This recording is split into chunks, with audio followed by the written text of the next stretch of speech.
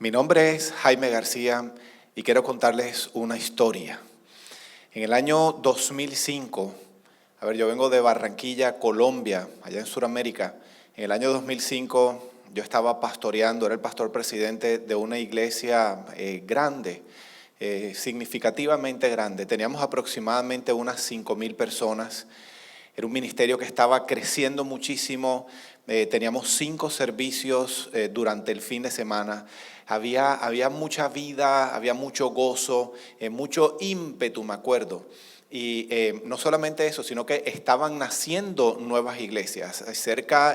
Dentro de Colombia, nuevos ministerios estaban naciendo y nuestra iglesia estaba apoyando el nacimiento de esos ministerios. Estábamos enviando líderes a diferentes lugares.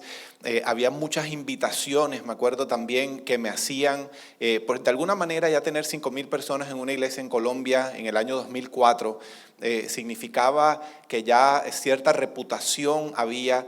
Entonces diferentes ministerios nos estaban invitando o me estaban invitando a ir a enseñar, a predicar, a compartir qué era lo que estaba ocurriendo. Teníamos un presupuesto muy grande, financieramente hablando, en la iglesia, es sorprendente. Yo estaba en mis 30 años, 33, 34 años, en medio de todo eso que estábamos viviendo, y ahí en la cúspide, cuando todo era precioso, aparentemente precioso, en donde había mucho fruto, ojo con esa palabra, había mucho fruto en mi vida y en mi ministerio, donde había reconocimiento, finanzas, ministerio creciente. Terminé involucrándome con una mujer de la iglesia emocionalmente, sentimental y físicamente, y terminé cometiendo adulterio. Y todo se acabó. Destruí literalmente todo aquello por lo que había estado trabajando y esforzándome y para lo que me había preparado durante muchos años.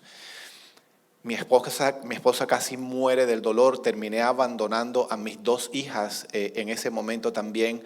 Miles de personas, el día que yo confesé mi adulterio, miles de personas quedaron afectadas, destruidas, hubo una explosión de gente, muchos se fueron de vuelta al mundo, otros fueron a buscar refugio en otros ministerios y terminé perdiéndolo todo, terminé abandonando a mi esposa, terminé abandonando a mis hijas, terminé perdiendo, el adulterio trae ruina, trae destrucción, terminé perdiéndolo absolutamente todo. ¿Qué pasó? ¿Qué fue lo que ocurrió? ¿Por qué terminó ocurriendo algo así? ¿Cómo mi historia puede ayudar a otras personas para que no termine ocurriendo lo mismo? Porque hay una explicación por la cual todo esto terminó ocurriendo. ¿Qué pasó? ¿Cómo mi historia sirve para poder equipar a una nueva generación de líderes, misioneros que están saliendo a diferentes lugares en el mundo a predicar el evangelio, a levantar obras, una nueva generación de pastores que está lista, ansiosa, deseosa para servirle al Señor? ¿Para qué sirve mi historia? Con mucho gozo hoy quiero darles las gracias, especialmente al pastor David Monduy, por la invitación aquí a la familia Comina a este evento, Iniciativa 21. Mi nombre, como le decía ahorita, mi nombre es Jaime García y con mucho gozo hoy quiero compartir no solamente qué ocurrió, sino el entender por qué ocurrió todo esto. ¿Qué pueden aprender, como le estaba diciendo ahorita, otras personas acerca de mi historia? Porque desafortunadamente lo que pasó conmigo todos los días se está repitiendo de alguna u otra manera. Ministerios que están cayendo, líderes, misioneros, ministros, pastores que están cayendo por diferentes motivos. No solamente el motivo es el adulterio.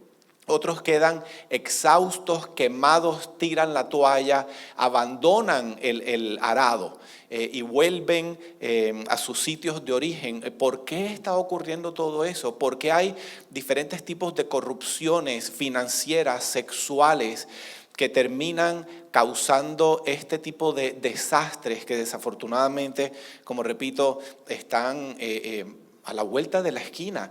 Cada vez son más y más y más casos, sobre todo en esta generación. Me acuerdo que en aquel momento, cuando todo eso ocurrió, que terminé perdiéndolo todo, comencé a buscar responsables. Todo el mundo busca responsables.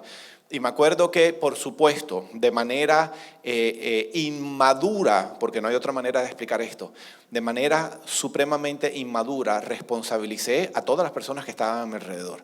Responsabilicé a mi esposa por el adulterio que había cometido contra ella.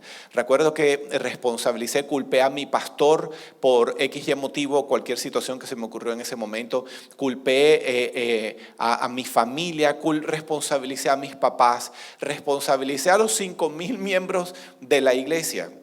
Absolutamente todo. Y quiero que sepan que esa actitud de responsabilizar a otros por los actos que nosotros cometemos o por aquello que debemos hacer que no hacemos, simplemente muestra, es un fruto más, un síntoma más de cuán enfermos, adoloridos, muestra algo que no está bien en nuestro corazón, que evidentemente hasta ese momento yo no veía, yo no entendía, nunca me entrenaron para eso.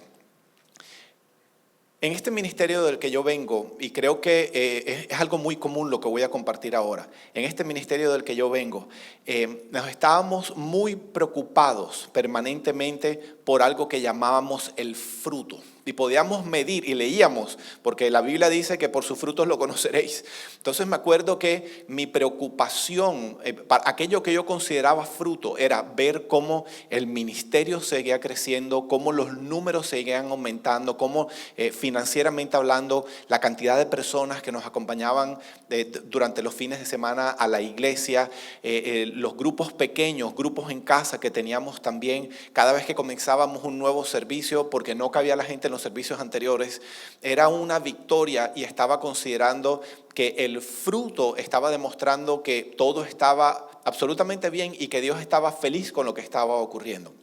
Es más, yo me acuerdo, yo no sé si alguno se puede identificar con esto, cuando al finalizar los domingos por la noche, yo me quedaba, al terminar el último servicio, quedaba como a la espera de una evaluación final. Y esperaba una llamada de mi administradora, la administradora de la iglesia. Y ella al final del domingo, ya tarde en la noche, me hacía una llamada telefónica y me entregaba 2 cifras. Yo imagino que ya todos, y tal vez algunos se están riendo porque sabemos perfectamente cuáles son esas 2 cifras. La primera es cuántas personas estuvieron atendiendo los diferentes servicios durante el fin de semana y cuánto dinero ingresó. Estábamos muy preocupados por ese fruto. Y dependiendo de ese número o de ese par de números, yo me acostaba a dormir por las noches o satisfecho o insatisfecho. Me acuerdo que me preocupaban la cantidad de, mensualmente me entregaban un reporte también de la cantidad de personas evangelizadas y nos preocupamos por eso. En el mundo misionero, el éxito, el impacto que nuestra obra está causando. Pero yo quiero hoy pedirles que evaluemos algo diferente que normalmente no estamos teniendo en cuenta. Y esta fue una de las primeras grandes lecciones, algo que tuve que comenzar a reconocer que no estaba bien. Claramente la Biblia entonces habla de 2 tipos de fruto. Esto que estaba expresando ahorita, el fruto, el impacto de nuestro ministerio, llamémoslo un fruto externo, era para lo que fui entrenado, para estar permanentemente atento, enfocado en eso. Pero la Biblia habla de otro fruto. Esto está en Gálatas capítulo 5, versículos 22 y 23, en donde el apóstol Pablo dice, mas el fruto del Espíritu es, tal vez muchos de ustedes se lo saben de memoria, amor, gozo, paz, paciencia, benignidad, bondad, fe, mansedumbre y templanza.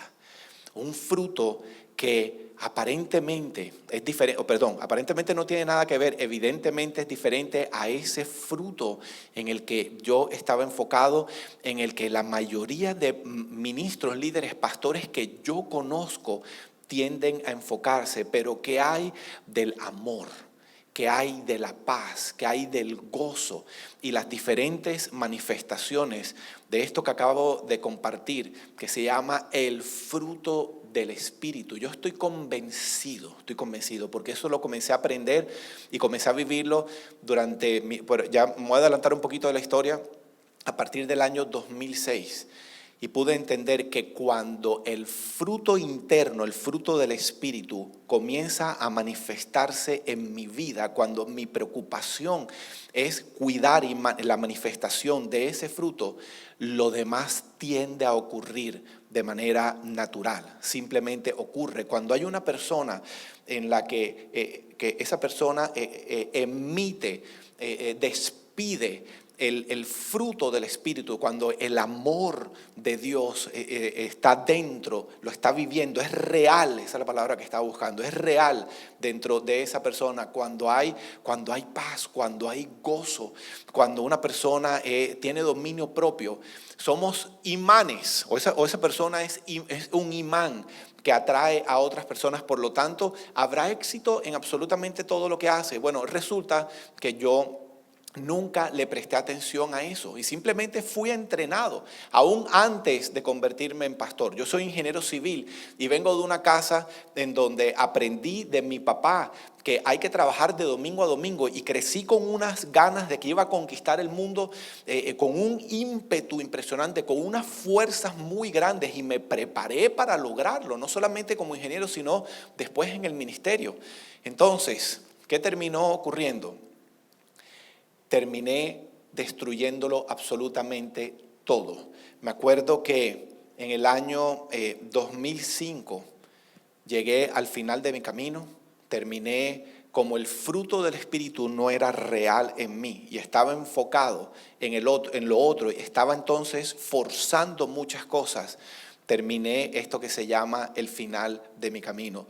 Abandoné a mi esposa, abandoné a mis hijas, terminé perdiéndolo absolutamente todo y me tomó un año, al final del año, a principios del año 2006, finalmente llegué a ese punto en donde dije, o hago algo o literalmente voy a pegarme un tiro. Todos los días estaba considerando el suicidio, estaba metido en unas tinieblas terribles y muy profundas. Y comenzaron a ocurrir milagros. Cuando dije al Señor, necesito por favor que hagas algo, me rindo, Señor, dejo de pelear contigo, tal como lo hizo el pródigo. Ahí al final del camino, me rindo, dejo de pelear contigo, yo te pido que por favor hagas algo. Y me acuerdo que pedí ayuda y eso era lo que todo el mundo estaba esperando, que finalmente Jaime García hiciera, pidiera ayuda. Y me fueron abiertas las puertas, yo estaba en Colombia en ese momento, nos abrieron las puertas en un ministerio aquí en Estados Unidos, queda en el condado de Okeechobee, cerquita a donde está la finca, allá donde está Rescate, se llama Dunklin. Y muchos de ustedes tal vez han escuchado hablar de Dunklin, escucharon hablar de Brother Mickey Evans.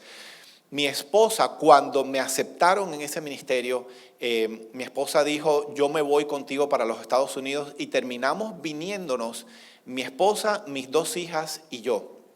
Y quiero que sepan que duramos internos en ese sitio, que esto es un programa de restauración para drogadictos y alcohólicos. Yo jamás en mi vida hice drogas, mi cuerpo rechaza el alcohol, pero me había convertido en un adicto y yo no lo entendía. Mi adicción era al trabajo, a la religión y además me había convertido, el adulterio es una de las manifestaciones de la adicción sexual.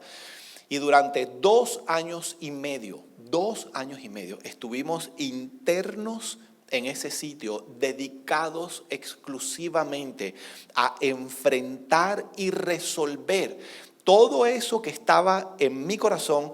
Y digo, nos dedicamos porque mi esposa hizo lo mismo en su propia vida. Nos dedicamos ya dejamos de huir de aquello que era evidente, ya era evidente, había algo que no estaba bien dentro de mí, pero yo no sabía qué era, no podía ponerle nombre. Y entonces nos dedicamos a enfrentar, esto es una palabra muy importante, dejar de huir, enfrentar y resolver lo que había en mi corazón y a restaurar mis relaciones más significativas. Por supuesto, estoy hablando entonces de mi relación con Dios. Puedo decir que finalmente comencé a conocer el corazón de Dios, comencé a aprender a relacionarme con Dios, con mi Padre Celestial. Comencé a aprender a vivir como un hijo que tiene un padre.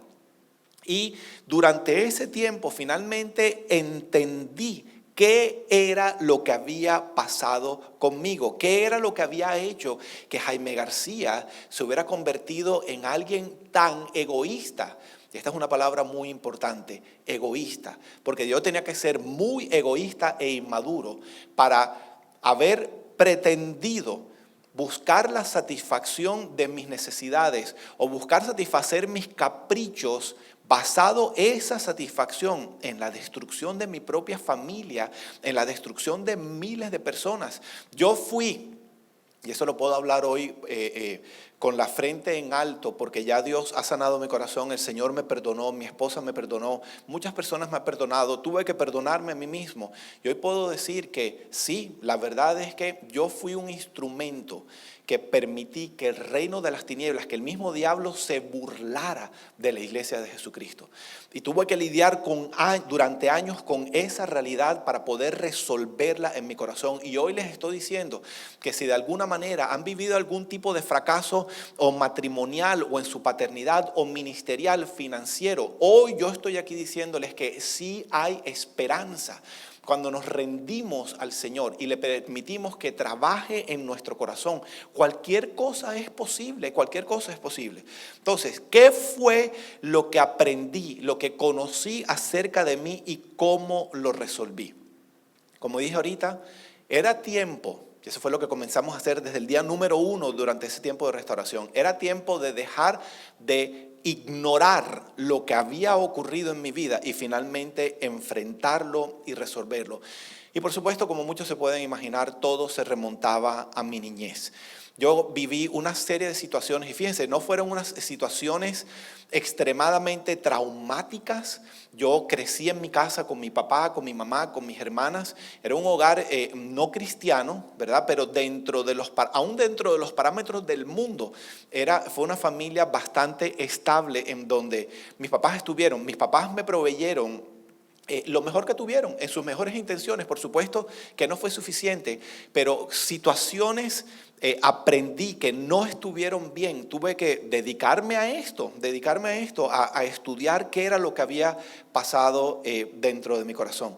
Pero entonces, como decía, nunca le presté atención a esas cosas. Es más, tratar de recordar cuando veía una película o se tocaban ciertos temas y a todos nos pasa eso, nos ponemos como incómodos y no sabemos ni por qué nos ponemos incómodos. Bueno, nos ponemos incómodos es porque algo, esos temas, esa conversación o lo que sea que estamos viendo, un mensaje que está siendo predicado, un video que estamos viendo, comienza a tocar las fibras más sensibles, íntimas de nuestro corazón. Es más, en el entrenamiento que recibí, nunca me invitaron, eso no me hace víctima y eso no me hace no responsable de lo que hice. Soy 100% responsable de todo lo que hice.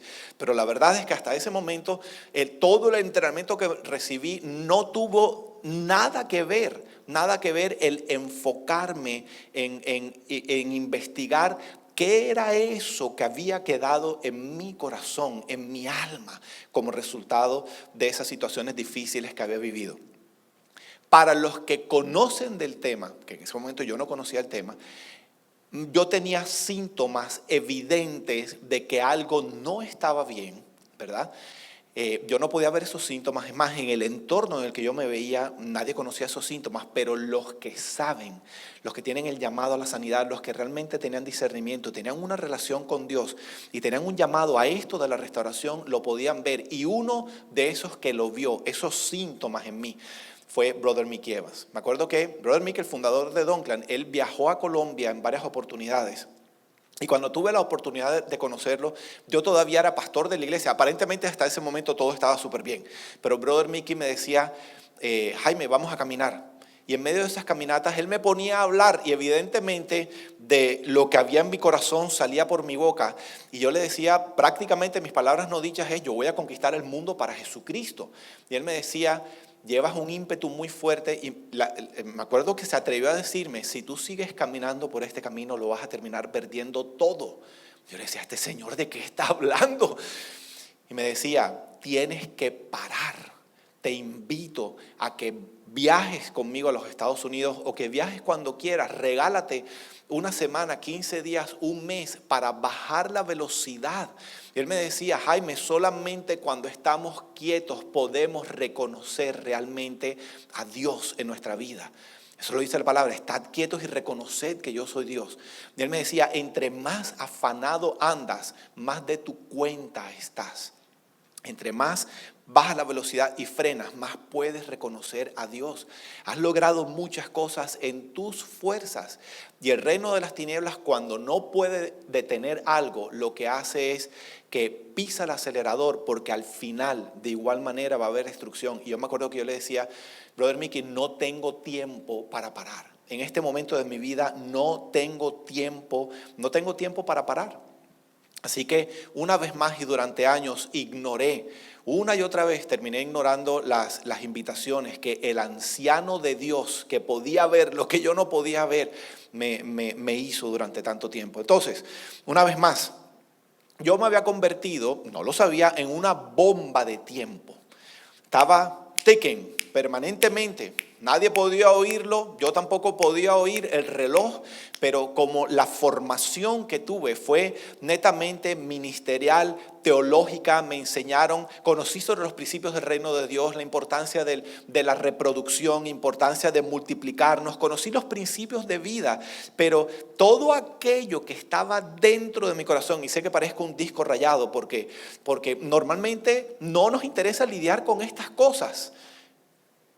Pero yo creo que a más de uno el Señor hoy le está trayendo un mensaje. Y puede ser o una respuesta a algo que ya los tiene muy inquietos, una respuesta a algo terrible que ya ocurrió, o es una advertencia, una advertencia. No todo el mundo tiene que perderlo todo como yo para poder tomar la decisión de hacer un alto en el camino y poder evaluar lo que realmente está ocurriendo. Entonces, yo tenía, como muchos, yo tenía excelentes intenciones en mi corazón de servirle al Señor, pero realmente no tenía dentro de mí lo requerido. La formación intelectual no es suficiente. El llamado es real, es evidente, pero vamos a ver lo que dice el apóstol Pablo, algo a lo que nunca le presté atención. Esto está en Primera de Tesalonicenses, capítulo 5, versículo 23. Estoy corriendo porque es una enseñanza corta, un tiempo corto para poder explicar algo muy fuerte, muy impactante, muy real hoy en mi vida, y es la base de este ministerio que el Señor nos ha entregado.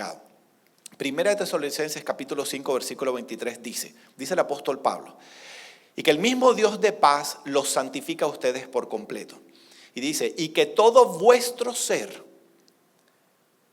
espíritu, alma y cuerpo, sea preservado irreprensible para la venida de nuestro Señor Jesucristo. No tengo tiempo para explicarlo por completo, pero aquí está diciendo que nosotros somos los responsables de cuidar de manera irreprensible. Eso quiere decir que no podamos ser señalados en todo lo que conforma nuestro ser. Y dice que nuestro ser está conformado por un área espiritual, está conformado por el alma y está conformado por el cuerpo. Y él dice, tienes que cuidar tu espíritu, tu alma y tu cuerpo.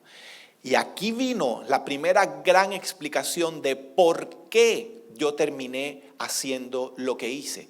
De pronto tenía alguna noción del cuidado de mi cuerpo y en mi formación espiritual pude estar desarrollando mi vida espiritual en mi relación con Dios, como lo entendemos, este paso de dejar de vivir por vista y aprender a vivir por fe. Pero había un gran ausente en mi proceso de formación y era mi alma.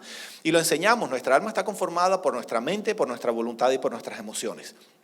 Y eso lo sabía teóricamente, pero resulta que lo que yo no entendía era que algo había ocurrido en mi vida, algo había ocurrido y que estaba no resuelto en mi vida, que mi alma entonces, el resultado de eso que ocurrió, que no enfrenté, resolví, produjo como resultado que mi alma no se hubiera desarrollado adecuadamente. Entonces, ¿qué ocurrió? Yo tenía en ese momento, supongamos, 35 años de edad física, ¿verdad? y me había desarrollado espiritualmente, pero evidentemente la manera como yo pensaba, la manera como yo sentía y la manera como yo me comportaba no correspondía a un hombre maduro. Yo estaba pensando, sintiendo y actuando evidentemente como un inmaduro. Quiero que sepan que una persona no comete adulterio. Una persona está divinamente hoy, en este momento, está bien en su vida, todo está bien. Y no ocurre que de un momento a otro toma la decisión de cometer adulterio. Eso simplemente es el fruto de algo que ha venido construyéndose durante muchos años. Terminar con problemas financieros no es una mala decisión, es un proceso que se desarrolla durante los años. Entonces, yo me había formado, es más, en mi alma me había formado de alguna manera bien, intelectualmente, pero había algo en mis emociones, en la manera como yo sentía, y por supuesto en mi comportamiento que no estaba bien. ¿Cómo se ve esto de manera práctica? Tal vez muchos de ustedes conocen, no voy a hablar de pastores ni misioneros en este momento para que ninguno se sienta agredido, pero todos ustedes conocen profesionales que son muy reconocidos en su área. Por ejemplo, hay médicos que son unas eminencias, son reconocidos a nivel mundial por su inteligencia, por su destreza en su profesión. Pero si le preguntan a su esposa y a sus hijos acerca de este hombre, la opinión que ellos tienen de ese hombre, de ese esposo y de ese papá, pareciera que las opiniones son drásticamente diferentes, totalmente opuestas a la opinión que puede tener el resto del mundo acerca de este hombre que lo conocen en un área de su vida. La esposa puede decir, es un hombre egoísta o es un hombre iracundo, es un hombre con quien no puede hablar, no se puede conversar, no se puede razonar. ¿Por qué ocurre eso? Porque hay personas que están tan bien desarrolladas en un área de su vida, pero en otras no. Eso fue lo que pasó conmigo y eso es lo que ha desafortunadamente venido ocurriendo con la gran mayoría de aquellos que sienten un llamado al Señor. Y yo estoy diciendo esto, mis queridos hermanos, con todo el respeto y el amor que todos ustedes se merecen y que la iglesia se merece. Pero la verdad es por el fruto que estamos viendo.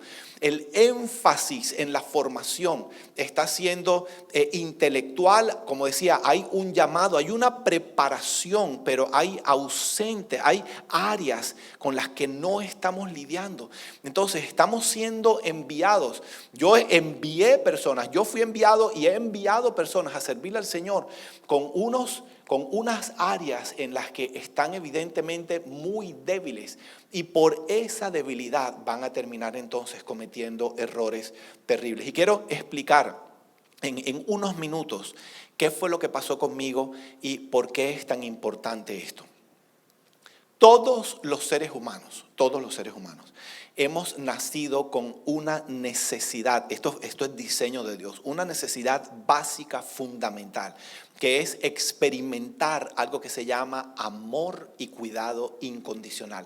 El tema del amor es supremamente importante para nosotros los seres humanos. Dios es amor. Hemos sido creados a imagen y semejanza de Dios. Él es nuestro Padre. Nosotros somos sus hijos. Él nos diseñó, nos creó para que recibiéramos amor y entregáramos amor. Es más, la ciencia ha descubierto, esto se llama la neurociencia de la restauración y no tengo tiempo para hablar de esto hoy, pero la ciencia también ha concluido que para que un bebé pueda desarrollarse necesita experimentar, sin que tenga que pedirlo, por supuesto, porque no sabe cómo pedirlo, necesita experimentar dosis de amor a través de afecto de maneras desproporcionadas, papi y mami, sobre todo ellos dos, o cualquier otra persona que está a cargo del bebé, pero la lógica de Dios dice que deben ser papá y mamá, son los encargados de manifestar este amor a su bebé, amor a través de algo que se llama afecto. Cuando, piensen en un momento, un bebé, su mamá lo tiene apretado contra su pecho. Cuando ese bebé siente las caricias de su mamá, cuando ese bebé hace contacto visual con su mamá y su mamá en los ojos, sus ojos le dicen que sus ojos están cargados de ternura, cuando el bebé escucha la voz de su mamá que le dice te amo y su voz está cargada de ternura. el bebé comienza a desarrollar una capacidad interior que lo va a preparar para el resto de su vida. Es más, fíjense esto, el Salmo 22, versículo 9, dice el salmista: me hiciste confiar desde los pechos de mi madre. Esto es muy profundo. Aprendemos a confiar desde los pechos de nuestra madre. Cuando el bebé, y miren lo lógico de esto, cuando un bebé tiene ganas de dormirse y está experimentando todo el afecto al principio de su vida de parte de mami, papi entra un poquitico después, pero aún la voz de papi desde el principio siempre va a ser muy importante. Pero cuando el bebé está siendo acariciado por su mamá, escucha su voz, siente sus caricias hace contacto visual con su mamá, el bebé se siente seguro y se duerme, aprende a descansar en paz y confiado, porque sabe, y eso lo aprende día a día, aprende que mientras él está durmiendo hay alguien más grande y fuerte que él, o sea, es una bebé que ella, que está cuidando de él. El bebé aprende a sentirse seguro. Cuando alguien se siente seguro de esa manera, aprende a confiar. El bebé ahí en los brazos de su mamá aprende a confiar que todo va a estar bien. Entonces, cuando un bebé aprende a confiar, y fíjense, papá y mamá son los representantes del amor de Dios sobre la vida de un bebé. Y sé que estoy hablando muchas cosas muy rápido, pero solamente cuando un bebé comienza a tener esa experiencia, comienza a desarrollarse desde adentro, poco a poco, día a día, en diferentes capacidades, cuando un bebé confía, más adelante va a aprender a cuidar de sí mismo. Eso viene en una etapa más adelante que se llama la etapa de niño. El bebé aprende a cuidar de sí mismo, el bebé aprende a hacer cosas difíciles, porque sabe que todo va a estar bien, porque aprende a estar seguro. Papi y mami lo están cuidando y poco a poco comienza una transición en la que ese niño comienza poco a poco a salir de debajo de la cobertura de sus padres y comienza, guiado por sus padres, a aprender a relacionarse con Dios. Un niño que lleva tiempo ya convencido de cuán amado es por Dios. Entonces piensen en esto: si una persona, desde el momento de su vida necesita experimentar esto que se llama amor incondicional de Dios y no lo recibe, porque es que lo opuesto a este ejemplo de la mamá que está amando y bendiciendo a su bebé a través de sus palabras, su contacto visual, sus miradas y a través del contacto físico, cuando un bebé no recibe esto, ¿qué es lo que recibe? Recibe abandono, recibe rechazo. El rechazo manifestado de múltiples maneras. Puede ser rechazo físico, abuso físico, abuso de autoridad, abuso verbal, abuso sexual. Más de la mitad de las personas, cada vez que yo me enfrento a un auditorio, simplemente por estadística, son niños abandonados, que hoy tienen 20, 30, 40, 50, 60 años de edad. Son sobrevivientes del abandono. Es más, si esta estadística es real, más de la mitad de ustedes que están viendo este video crecieron o con papá o con mamá. Eso quiere decir que son niños abandonados, son sobrevivientes del abandono. Y esa es una experiencia muy dolorosa, muy traumática. Escuchen esto: cuando un niño es abandonado o por su papá o por su mamá, experimenta una herida muy profunda en su corazón que se llama vergüenza. ¿Qué es la vergüenza? Por ilustrarlo de alguna manera o tratar de definirlo de alguna manera, vergüenza es esta convicción que tiene un individuo de que tiene que haber algo muy mal en él para que haya sido merecedor de semejante dolor. El niño reflexiona, tiene que haber algo muy mal en mí que me haya hecho merecedor, que mi papá no quiera estar conmigo y me haya abandonado en búsqueda de su propia felicidad.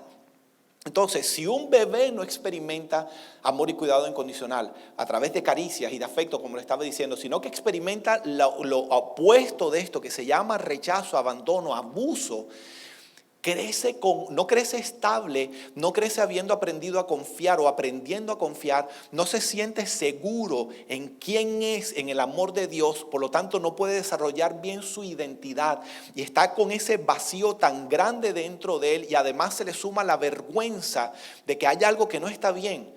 Esta persona, cuando crezca, desafortunadamente se vuelve, eso fue lo que ocurrió conmigo, se vuelve una bomba de tiempo. Tarde o temprano esa sensación que está ahí dentro va a manifestarse. Escúchame lo que voy a decir.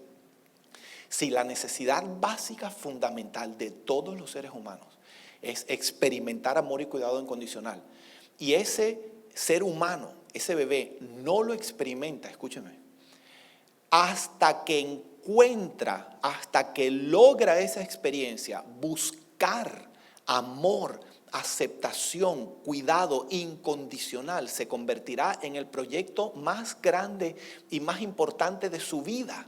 Buscar que me amen, buscar, y entonces desafortunadamente comenzamos a buscar amor en todos los lugares equivocados posibles. Y hay algunos, que eso comenzó a ocurrir conmigo desde muy temprano.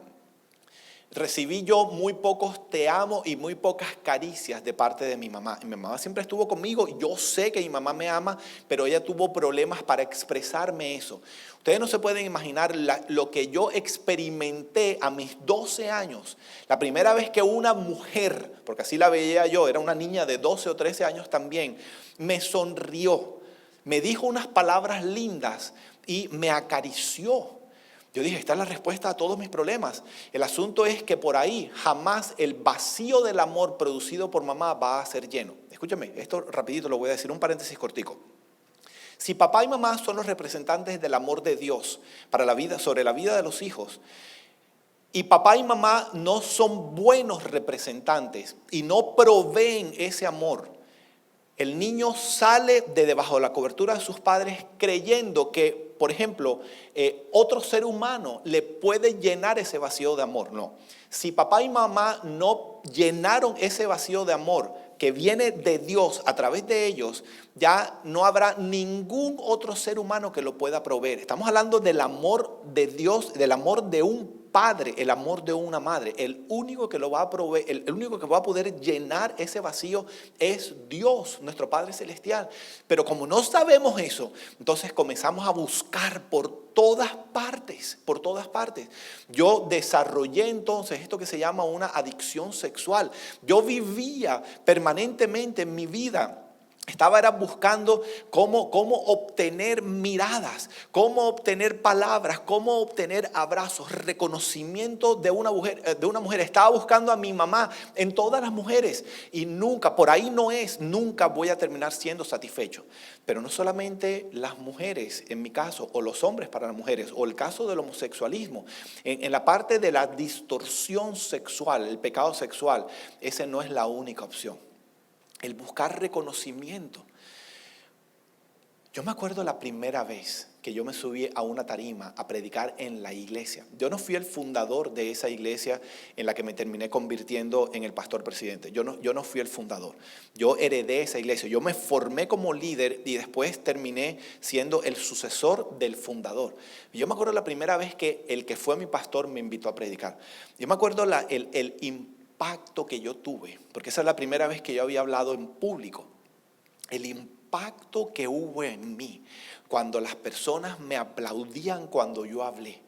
Y fue un mensaje, estaba supremamente asustado, pero fueron muy lindos conmigo y no solamente me aplaudieron y me animaron, me apoyaron, sino que cuando bajé muchas personas me dieron muchas palabras de afirmación y me abrazaron y me reconocieron, me animaron a salir adelante, a seguir adelante.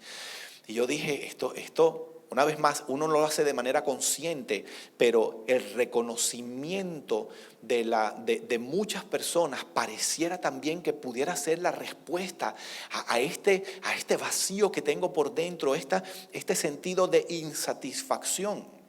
Por eso desafortunadamente,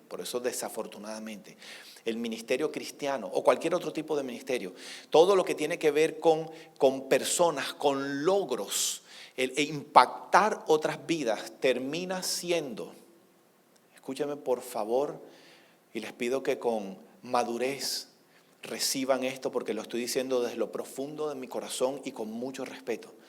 El ministerio termina siendo muy atractivo para personas que están muy heridas en su alma. Las culpas, las vergüenzas, toda esta secuela de situaciones difíciles que vivimos en nuestra vida quedan alojadas en nuestra alma. Y Pablo dijo que teníamos que cuidar irreprensiblemente también nuestra alma, y desafortunadamente hemos ignorado y no hemos sido entrenados para hacerlo, y hemos ignorado lo que quedó alojado en nuestra alma. Entonces, crecí. Me hice ingeniero, todavía no era pastor cuando conocí a la que iba a convertirse en mi esposa, a Lili. Me terminé casando con ella y yo tenía el anhelo, tenía el firme propósito de serle fiel a mi esposa hasta que la muerte nos separara. Es más, cuando nos hicimos cristianos y después, años más adelante, terminé siendo ordenado al ministerio, yo no pensé en ningún momento que yo iba a terminar destruyéndolo todo. Eso no eran mis planes.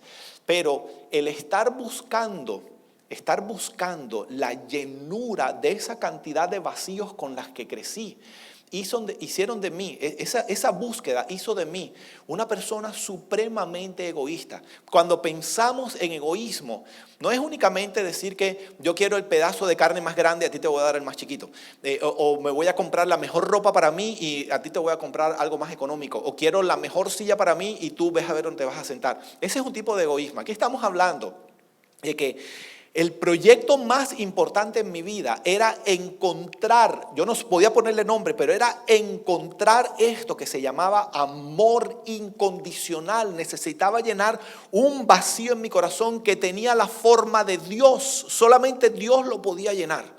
Entonces, el estar en esa búsqueda me impedía notar lo que estaba alrededor mío. Yo no podía notar las necesidades de mi esposa, ni de mis hijas, ni de más nadie. O las podía notar, pero era algo en mi escala de prioridades. Venía como de cuarto y de quinto, porque la llenura de mis vacíos, lograr llenar ese vacío, era lo primero, lo segundo, lo tercero y lo cuarto en mi vida. Aquellos individuos que no logran llenar su corazón con el amor de Dios desde muy temprano en su vida, se convierten en las personas más egoístas de nuestra sociedad. ¿Por qué está abundando el adulterio? ¿Por qué está abundando el abandono de familias? ¿Y por qué las personas hacen cosas como la que yo hice? O no necesariamente en el área sexual, en otras áreas de su vida, que las personas dicen, ¿cómo alguien puede ser tan egoísta? Sí, es egoísta porque no puede notar lo que está ocurriendo alrededor, porque la llenura de sus vacíos es el proyecto más importante de su vida.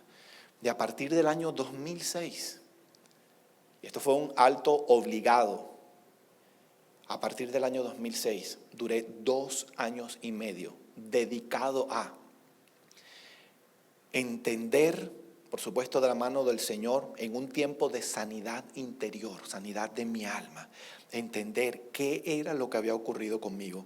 Fue un viaje fascinante, maravilloso, muy duro. Eso fue el proyecto más importante, más difícil de mi vida tal vez.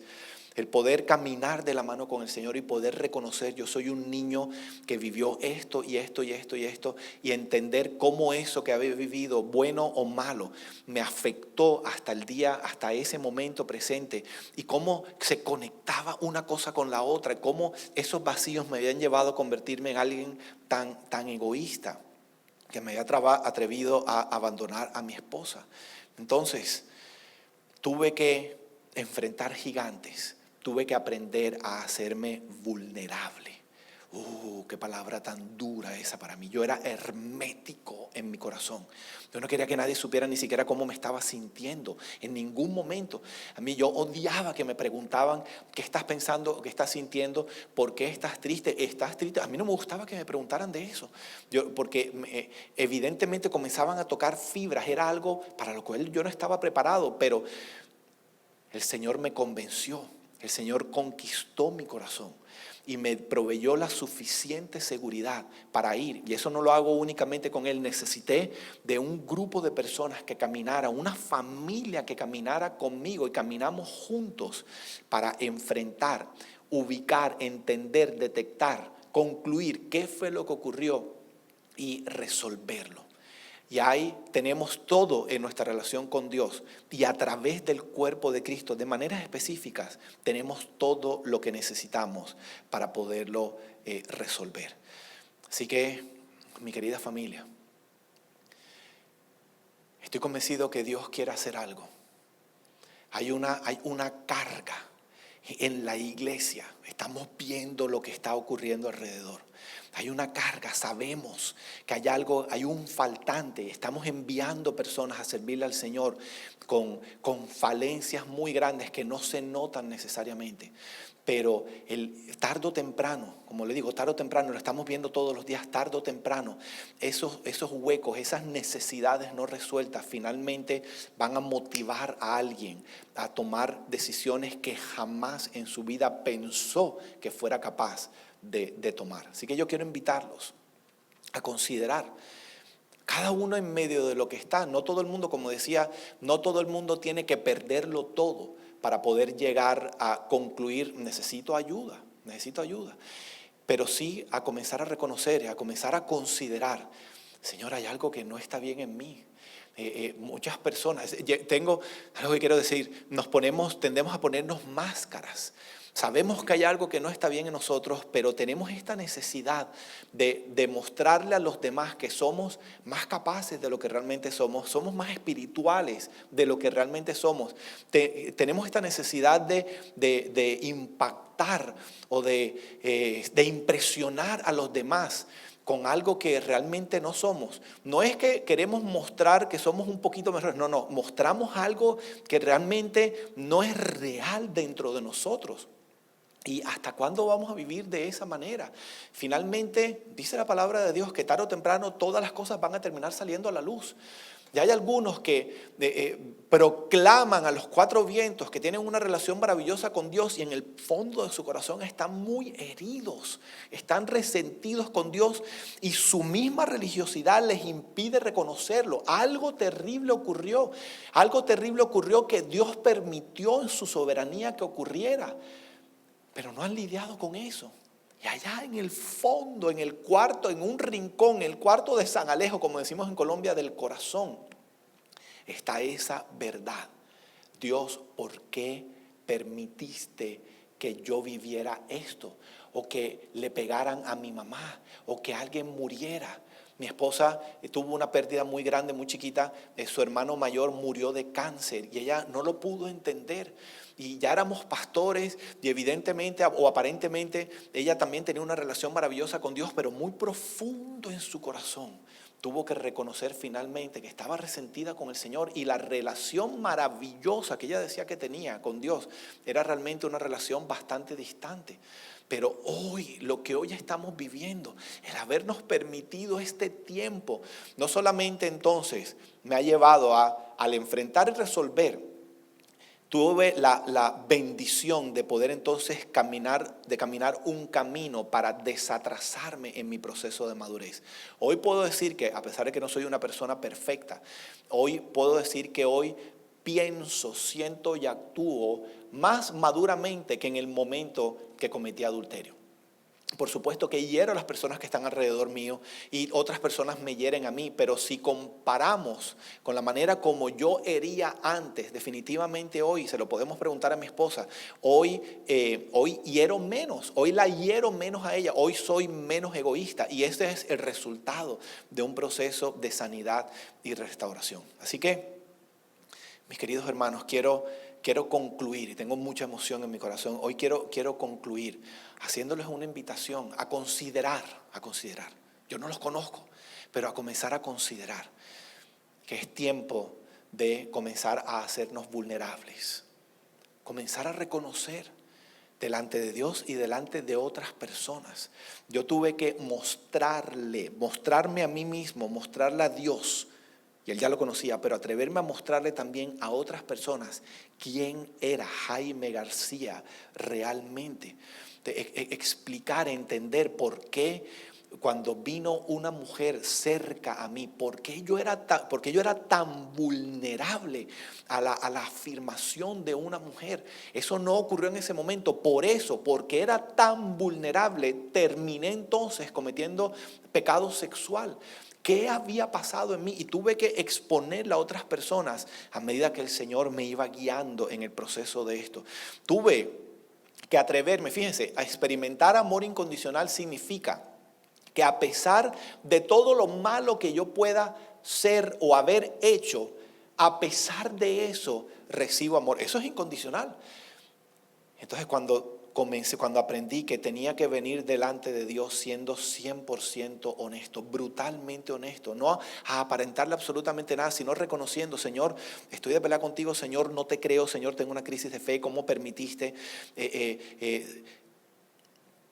Y poder escuchar de parte del Señor que me decía: te amo a pesar de tu infidelidad.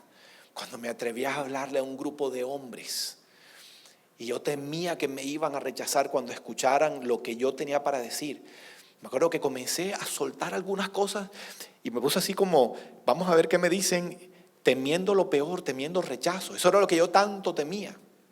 Y cuando, por el contrario, después de que terminé de hablar, se levantaron y me abrazaron y me dijeron: a pesar de lo que has dicho, a pesar de lo que has hecho, quiero que sepas que te amamos y juntos vamos a salir de esta situación en la que estamos. Así que necesitamos aprender a hacernos vulnerables para que finalmente llegue el tiempo en que, de la mano de Dios y de la mano de personas en las que podamos confiar, entonces podamos enfrentar, resolver los vacíos que están en nuestro corazón, comiencen a ser llenos, y entonces finalmente podemos experimentar la manifestación de ese fruto interno, el amor de Dios dentro de mí, que ya no sea una teoría más. Estoy convencido, soy una persona amada, soy amado por Dios. De la misma manera como lo recibo, entonces lo entrego. Y entonces el fruto externo ocurre de manera natural. Así que, mis queridos hermanos, quiero darles las gracias. Espero el día del evento, si no estoy mal es el 21, ahora pronto en estos días. Voy a estar disponible para responder preguntas que tengan para hacer de mi testimonio, de todo esto que hemos aprendido, no solamente de nuestro proceso de restauración, y digo nuestro, es el de mi familia, y al haber tenido la experiencia ya de haber guiado en procesos de restauración a más de 12,000 personas. Eso es increíble, que Dios haya considerado la posibilidad de utilizar a alguien que hizo tanto daño como yo para poder ahora guiar y caminar de cerca a otros que están viviendo situaciones similares a la mía. ¿A quién le cabe en la cabeza eso? Ese es el milagro de la redención que solamente Dios puede hacer. Yo soy un recipiente de la misericordia de Dios, de la gracia de Dios todos los días de mi vida. Y con mucho gozo y con mucha gratitud lo puedo predicar libremente hoy. Esto no se trata acerca de mí. Esto es acerca de darle gloria a Dios y de darle esperanza a todos aquellos que pueden escuchar lo que Dios puede hacer a través o en la vida de un individuo, de cualquier pecador, y lo que puede hacer como resultado de eso que hizo en esa persona. Así que Dios los bendiga. Muchas gracias por prestarme sus oídos, por haberme prestado su atención. Que el Señor los bendiga rica y abundantemente. Nos vemos pronto.